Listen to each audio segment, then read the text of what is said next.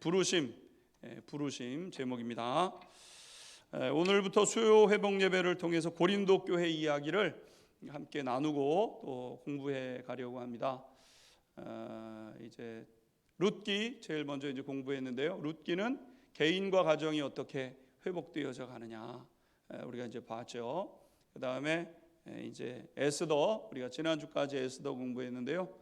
나라와 민족 어떻게 하나님께서 회복시켜 가시는가 우리가 말씀 속에서 같이 공부했습니다. 그리고 이제 오늘부터는 고린도 교회가 어떻게 회복되어져 갈 수 있느냐 이것을 가지고 같이 공부하려고 합니다. 고린도 교회는 사도 바울께서 설립한 그런 그 교회죠. 사도 바울은 주후 50년경 2차 전도 여행을 하는 중에 이제 그 끄트머리에 고린도 교회를 이제 세우게 되었습니다.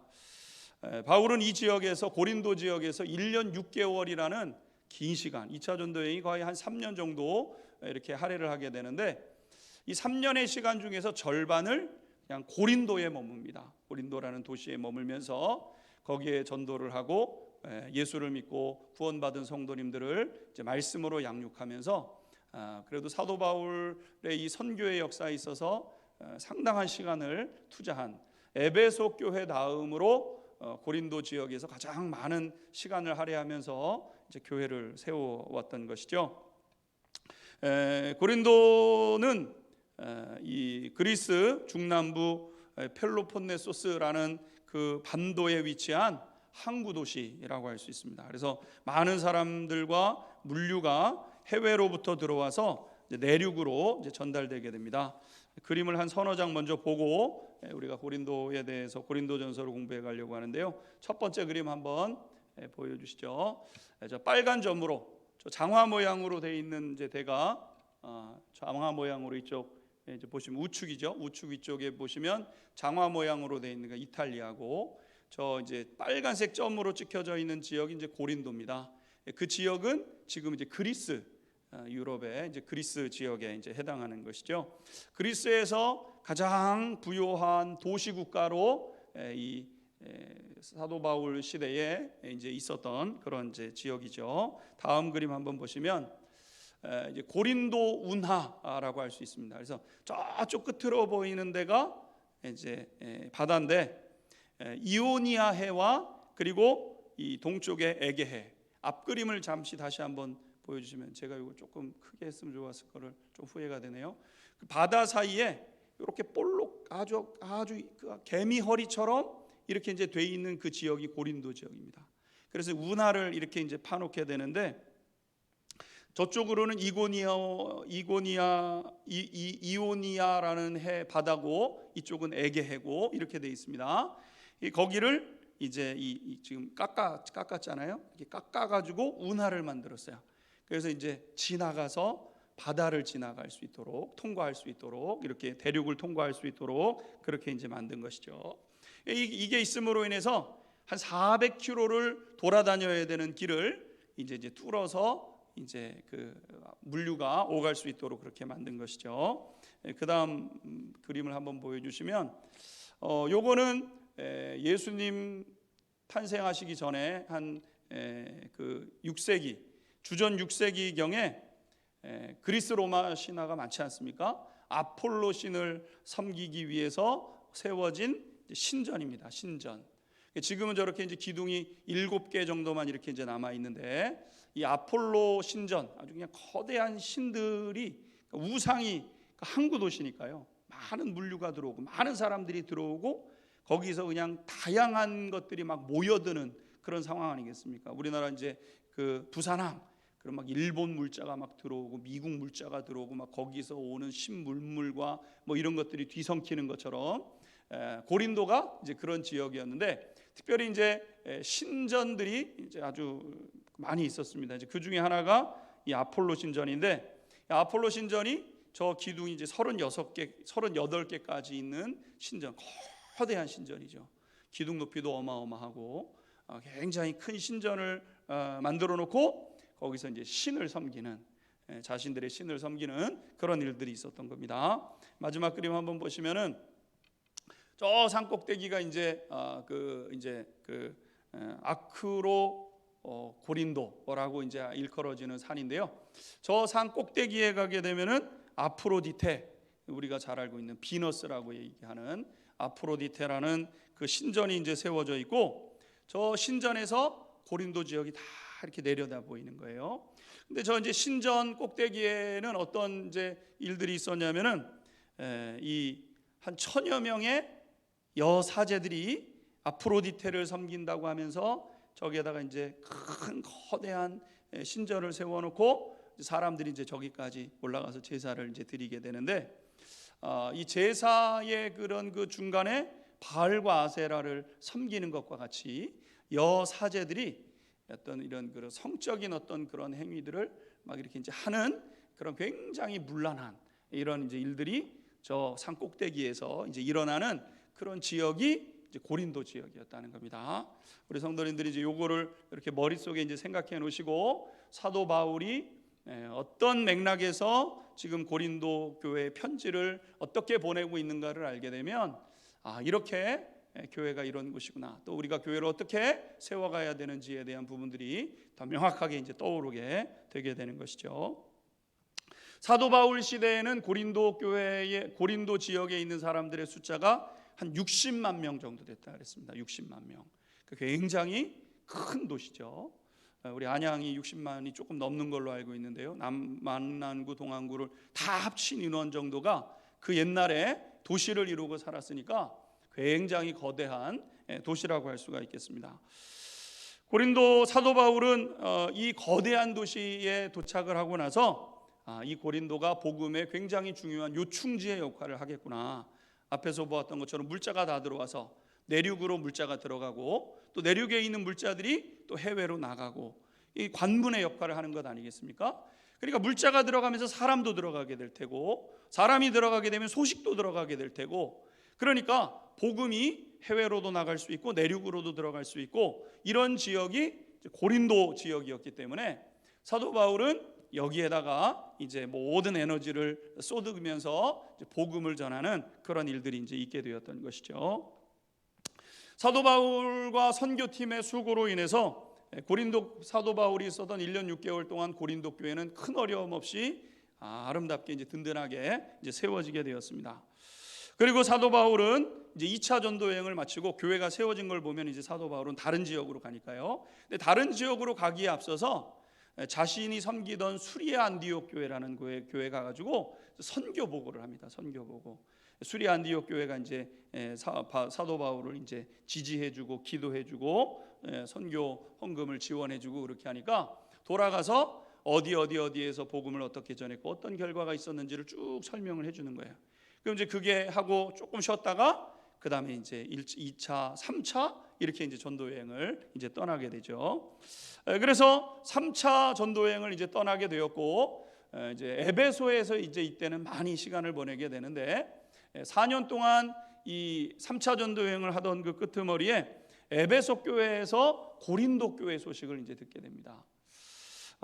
그래서 이 사도 바울이 이제 한 4년 넘게 이제 지나게 되는 거죠. 한 4년, 3-4년 어간을 지나고 나면서 고린도 교회를 든든히 세워놓고 다른 지역으로 와서 복음을 쭉 전하고 있는데, 고린도 교회가 지금 이렇게 되더라. 고린도 교회 소식이 사도 바울에게 들려지게 됐어요. 그래서 사도 바울이 그 소식에 대해서 이제 성도님들에게 편지를 보내면서, 우리 사랑하는 성도 여러분, 신앙생활 잘 해야 됩니다. 이런 그 목적을 담아서 편지를 보내게 되는데, 세 통을 보내게 되는데, 그 첫 번째 편지가 고린도전서, 우리가 앞으로 이제 수주일 동안 공부해 가게 될 그런 그 내용이 됩니다.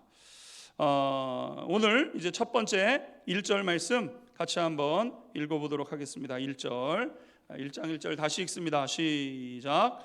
하나님의 뜻을 따라 그리스도 예수의 사도로 부르심을 받은 바울과 형제 소수들에는, 2절 초반부에 보게 되면 고린도에 있는 하나님의 교회, 그러면서 이제 고린도 교회 편지를 보내게 되죠.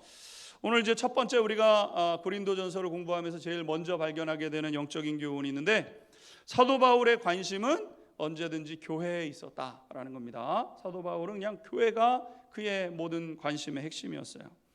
사도 바울과 그의 선교팀은 두루 다니면서 복음을 전하고, 믿는 자들이 생겨나게 되면 세례를 주고 이제 교회가 되게 되었는데, 교회가 세워지게 되면은 다른 곳으로 이제 떠나게 됩니다. 왜? 교회가 세워졌으니까.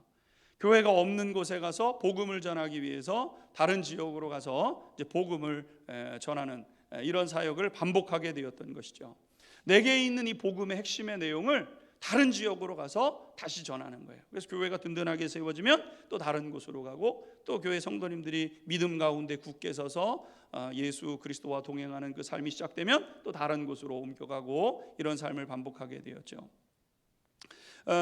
그리고 다른 곳에 가서 복음을 전하면서도 항상 전에 복음을 전해서 세웠던 그 교회를 늘 생각하고 있었다는 거예요. 그러니까 에베소에 가서도 이 고린도 교회 소식을 듣는 겁니다. 빌립보 지역의 빌립보 교회의 소식을 듣는 겁니다. 뭐 이렇게 걸어오면서 데살로니가 교회라든가 갈라디아 교회라든가 이 교회의 소식을 항상 궁금해했어요, 사도 바울은. 그러면서 교회가 아름답게 성장하는 모습을 보면 사도 바울이 너무 기뻐했습니다. 성도들이 사랑 가운데서 하나가 되어져서 서로를 돌아보면서 찬미하면서 주변의 많은 사람들에게 그리스도의 향기가 되어지고, 또 그런 사람들에게 선한 영향력이 흘러간다는 소식을 들으면 사도 바울은 너무너무 기뻐했습니다. 반면에 목회자의 잘못된 가르침이나 성도들의 분쟁으로 인해서 교회가 성장하지 못하면 또 그냥 너무 아파하고 괴로워하고 안타까워하고, 이것이 사도 바울의 마음이었던 것이죠. 사도 바울을 우리가 이렇게 떠올리게 되면, 사도 바울은 좀 과격하게 표현을 하게 되면 교회에 미쳐 있었던 분, 그냥 눈 뜨면 교회고 눈 감아도 교회고, 눈을 자나 깨나 교회, 오직 교회만 생각하던 분이 사도 바울이셨던 거죠. 그리고 이 사도 바울의 이러한 그 열정은 온 시대를 거듭할수록 많은 성도들에게 큰 감동, 큰 울림을 주죠. 지금도 우리가 고린도전서를 공부하지만 사도 바울의 이 고린도전서 한 구절 한 구절 읽어나가다 보면은요, 이 사도 바울의 그 마음이, 사도 바울의 이분의 마음이 우리의 마음 속에 막 들어오고, 또 마음이 막 울림이 생기고, 우리가 어떻게 살아야 되는지가 명확해지게 되는 그러한 영향력을 가져다 주는 분임을 우리가 이제 보게 됩니다. 우리가 생각할 때는 뭐 교회가 그렇게 중요한가? 뭐 그렇게 교회가 중요한가? 이 세상에 얼마나 중요한 기관이 많습니까? 대법원도 있고, 또 그 중앙지검도 있고, 청와대도 있고, 국회에도 있고, 여러분 얼마나 중요한 건물이 많습니까?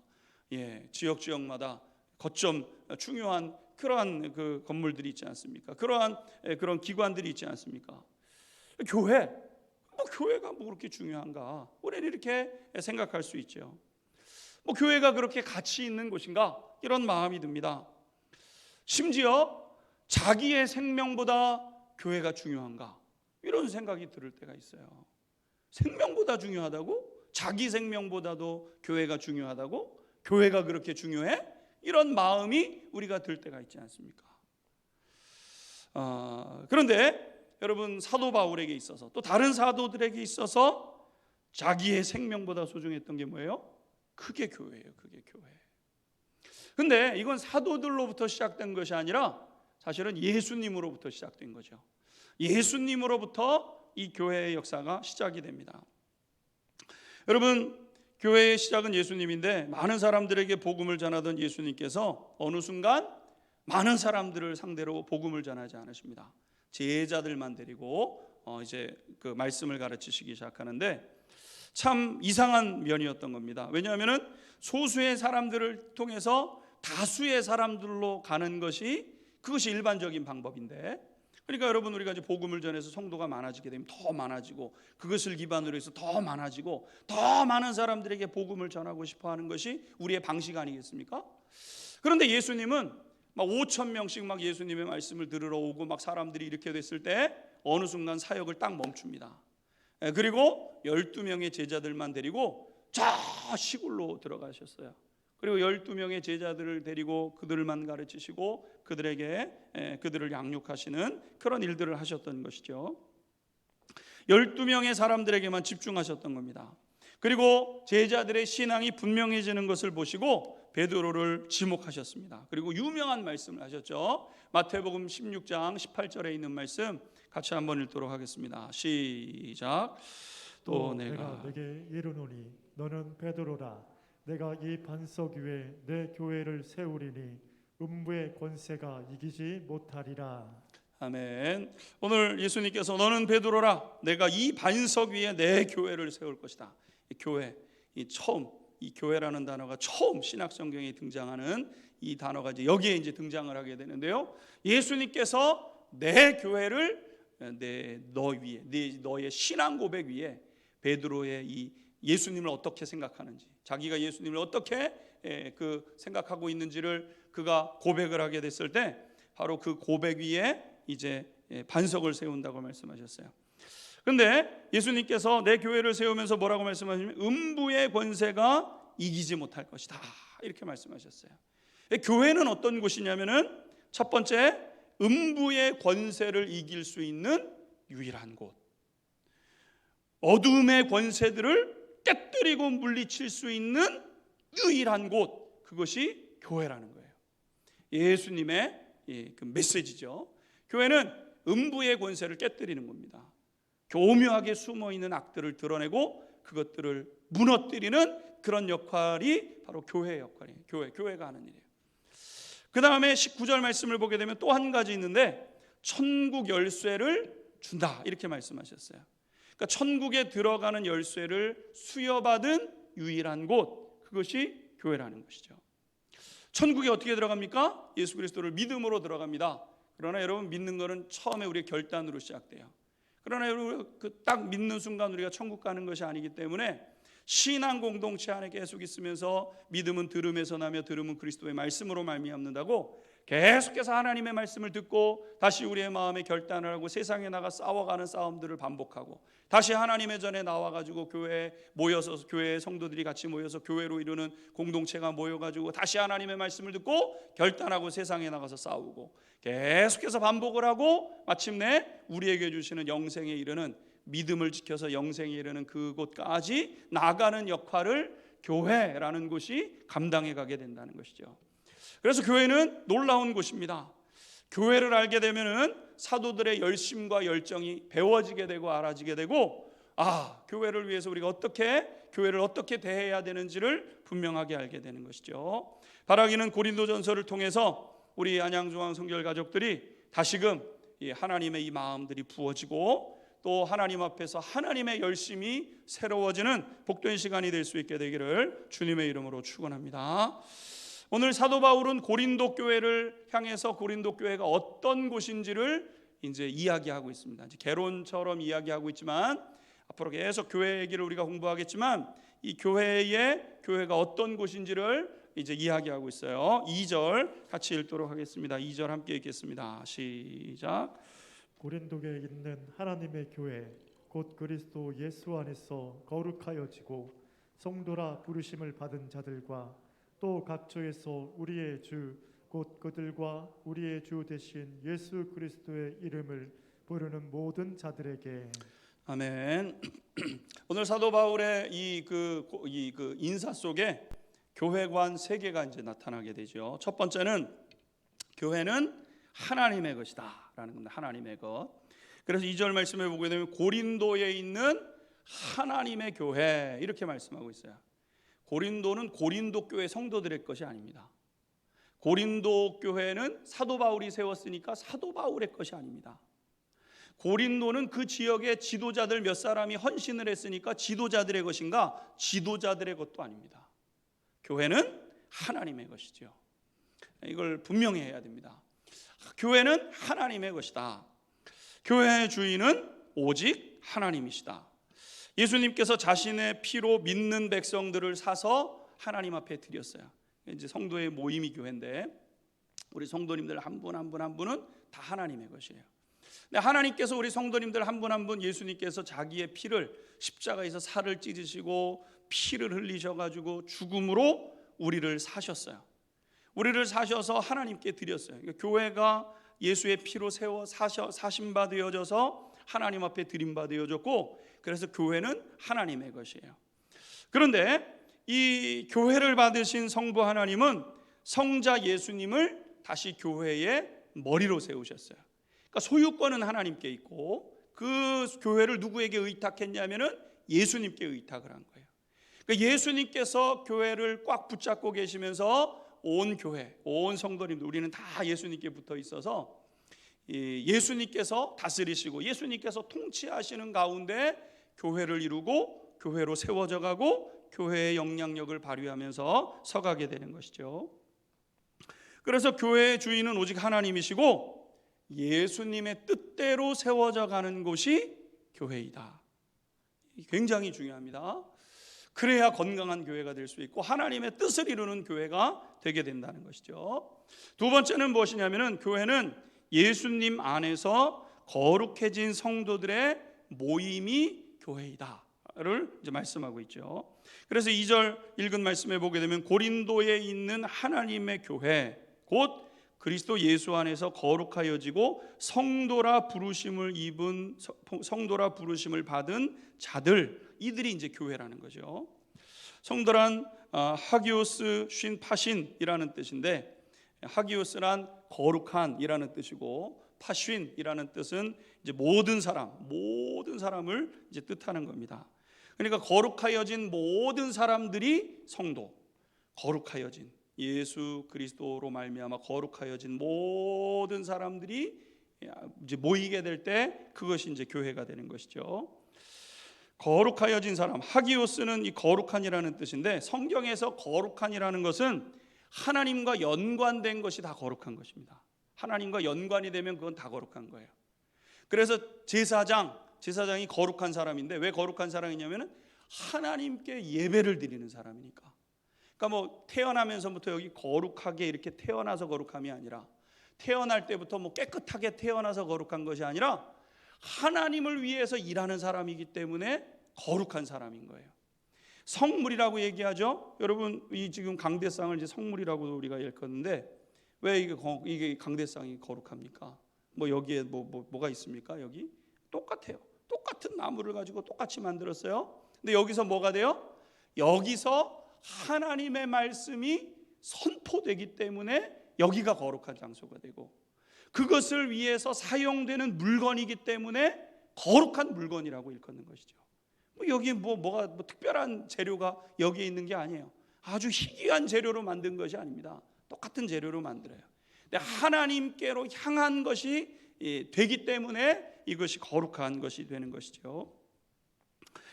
예수 그리스도로 말미암아 성부 하나님과 연관되어 있는 모임, 이것이 교회, 거룩한 사람들의 모임, 교회가 되는 것이죠.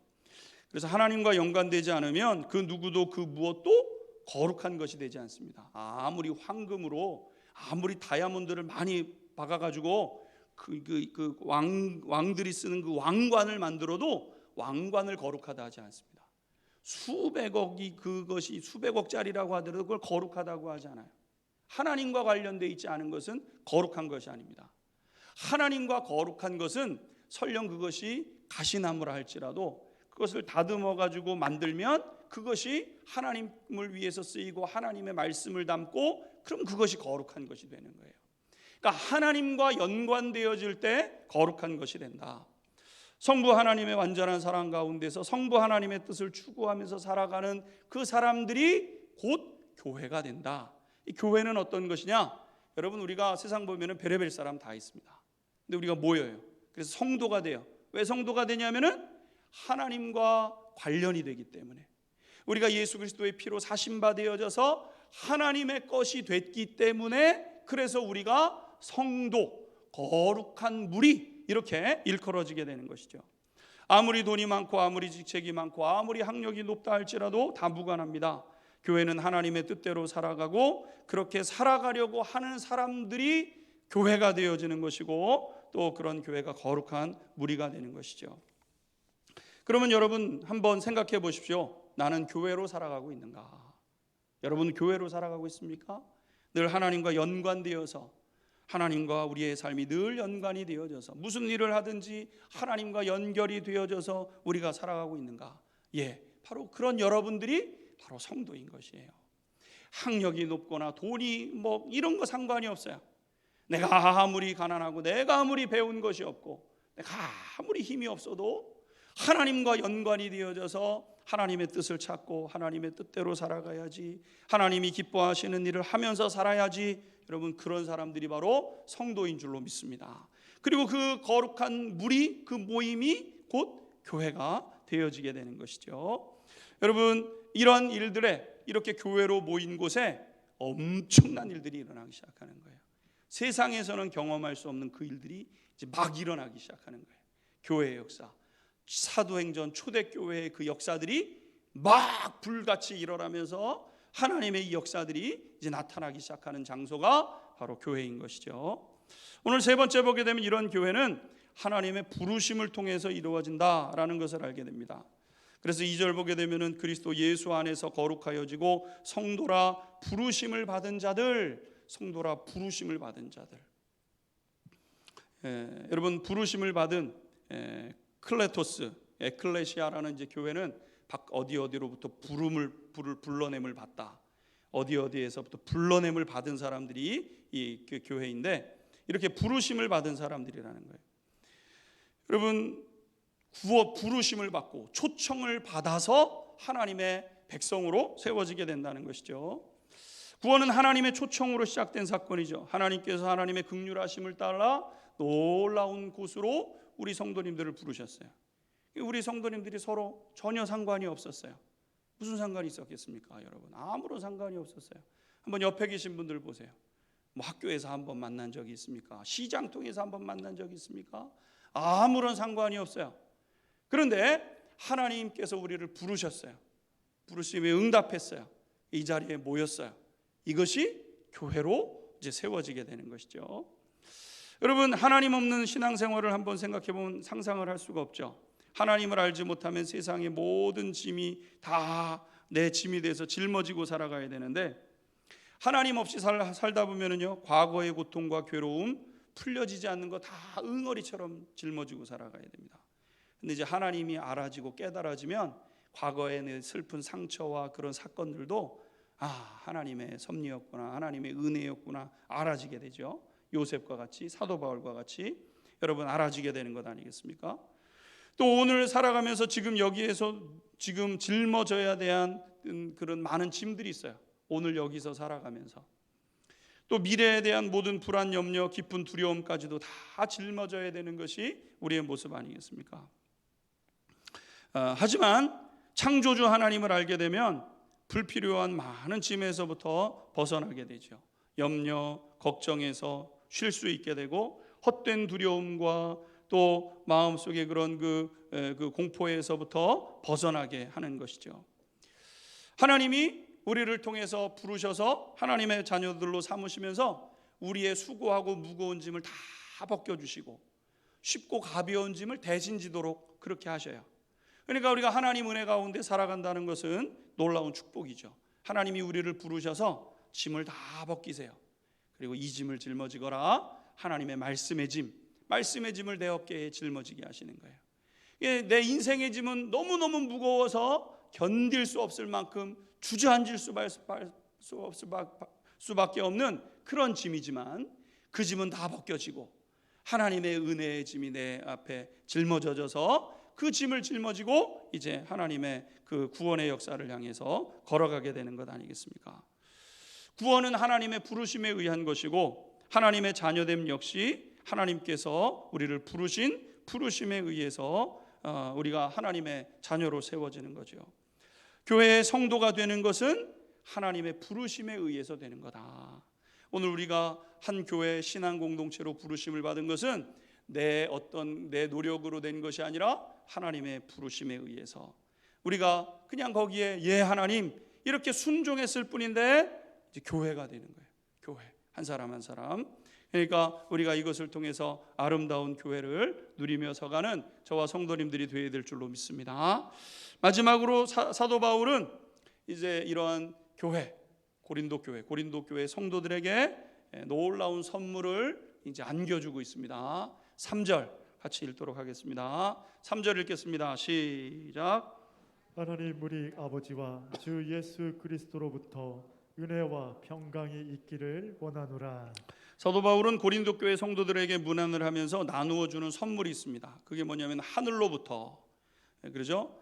하나님 우리 아버지와 주 예수 그리스도로부터, 하나님께로부터, 하늘로부터 부어지는 두 가지 선물.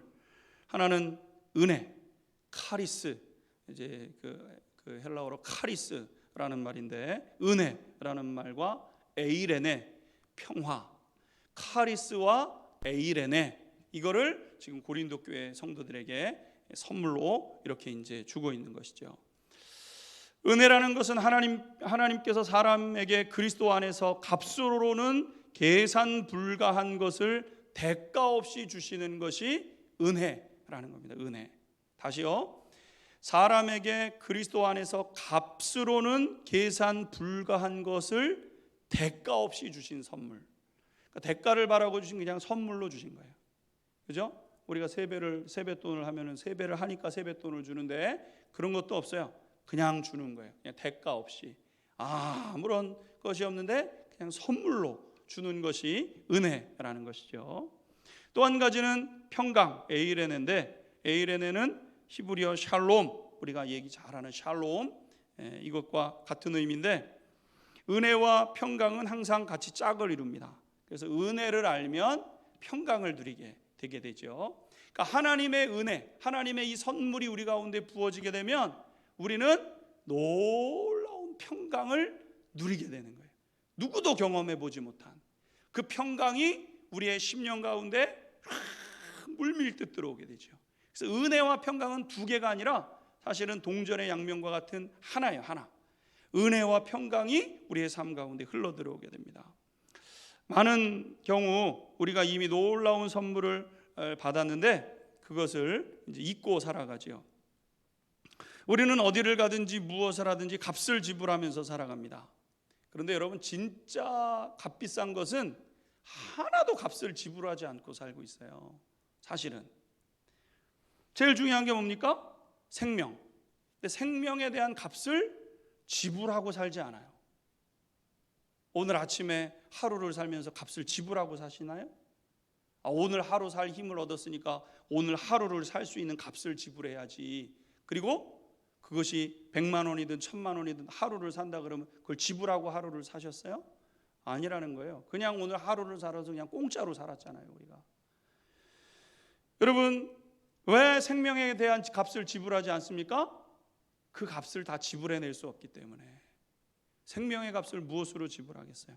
건강도 여러분 우리가 공짜로 받는데 좀 불편하신 분들도 계시지만, 여러분 우리가 건강하다 아픕니다. 아파서 병원을 가셨어요. 어마어마한 값을 지불할 때가 있어요. 수십만 원, 수백만 원을 지불합니다.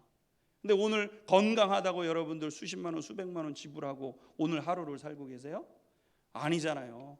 그냥 오늘 하루 건강한 모습으로 두 발 잘 걸어가지고 오늘 여기까지 왔잖아요. 어마어마한 값을 지불하고 우리가 살아가는 것이죠. 여러분, 삶을 살아가는 데 있어서 필요한 건강도 거저받고 재능도 거저받았습니다. 노래를 잘하고 말을 잘하고 그림을 잘 그리고 값을 지불하고 샀나요? 물론 그것을 개발시키느라고 선생님에게 일부 값을 지불했겠죠. 그러나 그것이 원초적으로 나한테 주어질 때 여러분, 그거에 대한 값을 우리가 지불했습니까? 아니에요. 지불하지 않았어요. 내가 뭘 하든 내가 지불한 것은 사람들의 노동력만큼만 지불해서 내가 쓰는 것이지, 진짜 소중한 것에 대한 값은 지불할 능력도 되지 않기 때문에 하나님이 그냥 거저 주셔서 거저 쓰는 것 아니겠습니까? 따뜻한 햇빛, 신선한 공기, 맑은 물, 여러분 값없이 그저 받았습니다. 우리가 지불하는 것은 오늘 여기까지 우리에게 오기까지 수고한 사람들의 노동 비용일 뿐이지 그 자체의 값은 거저 받은 거예요. 제가 여기 시원한 물을 마십니다. 물을 떠주셔서 물을 마시는데 이 물이 여기까지 오려면 파이프관을 거치고 그 다음에 그 배수소를 놓고, 그러니까 물값을 지불해서 내요. 얼마 안 되지 않습니다. 그러나 여러분, 이 물 자체의 값은 사실 우리가 지불하지 않잖아요.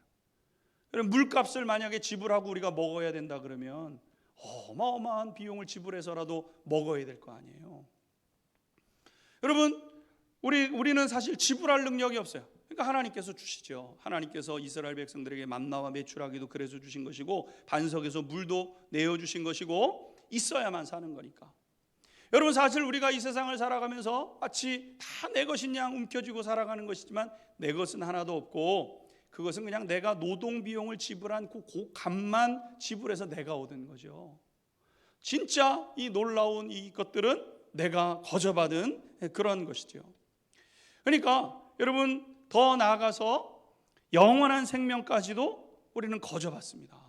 영생도 거저받아요. 그럼 어떤 분들은 제가 11조 하는데요, 11조 안 하셔도 됩니다. 여러분, 11조와 하나의 구원은 상관이 없어요. 11조 안 내면은 구원 못 받는 거 아닙니까? 아니요, 11조 안 하셔도 구원과 상관이 없어요.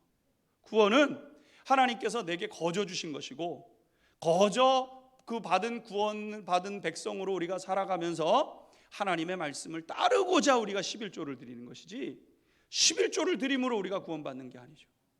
봉사도 마찬가지고, 하나님 앞에 우리가 무엇을 할 때 마찬가지죠. 천국에 들어가기 위해서 우리가 무엇을 해야 천국에 들어갈 수 있겠습니까? 여러분, 어떤 젊은 사람이 예수님을 찾아왔어요. 선생님이 어떻게 하면 천국 갈 수 있죠? 여러분, 천국 어떻게 가겠습니까? 티켓 사면 갈 수 있을까요? 티켓을 판다면 얼마에 팔면 여러분들 사시겠어요? 달나라 우주여행 가는데 몇십억 듭니다. 여러분, 천국 가는 게 달나라 우주여행 가는 것보다 싸겠습니까? 여러분, 사람이 값을 지불해서 천국 가는 것은 불가능해요. 그래서 하나님께서 천국을 거저갈 수 있도록 우리에게 선물로 주셨어요. 믿습니까? 믿습니까? 우리는 그 선물을 거저받고 살아가는 사람들이에요. 하나님 앞에 우리가 뭘 했기 때문에 구원받는 게 아니죠. 구원은 그냥 하나님께서 내게 주시기로 약속하셨고, 그것을 믿는 자들에게는 하나님께서 선물로 하나님께서 주시기로 약속하셨기 때문에 믿는 자들에게 구원을 선물로 주시는 거예요. 모든 것을 다 하나님께서 해주셨어요. 그냥 믿었을 뿐인데 구원을 얻게 된 것이죠. 창조주 하나님의 넉넉하심으로, 은혜 주심으로. 그러니까 하나님의 은혜가 깨달아지면 내 삶에 평안이 찾아오게 되고, 이 평안은 빼앗기지 않는 평안이 되는 것입니다. 그래서 오늘 이 밤 예배드리는 우리 사랑하는 성도님들 한 분 한 분에게 하나님의 은혜와 평강이 얼마나 풍성한지를 깨닫고, 그것을 누리고 그것을 나누는 우리 성도님들이 될 수 있게 되기를 주님의 이름으로 축원합니다. 사도 바울이 우리 성도님들에게 주기를 원하는 이 선물, 은혜와 평강. 하나님이 내게 어떤 것을 주셨는가? 여러분, 우리가 지금 받고 살아가는, 다 받고 살아가는 거예요. 다 누리며 살아가는 겁니다. 하나님 은혜 가운데 서가는 것이죠. 사도 바울은 이 은혜와 평강을 전했는데, 이제 앞으로 우리가 이 고린도전서를 통해서 하나님의 이 은혜와 평강의 풍성함을 누리고 더 복된 삶을 향하여, 더 거룩하고 온전한 삶을 향하여 나아가는 그런 복된 우리 성도님들이 될 수 있게 되기를 주님의 이름으로 축원합니다. 우리 같이 찬양하고 기도하도록 하겠습니다.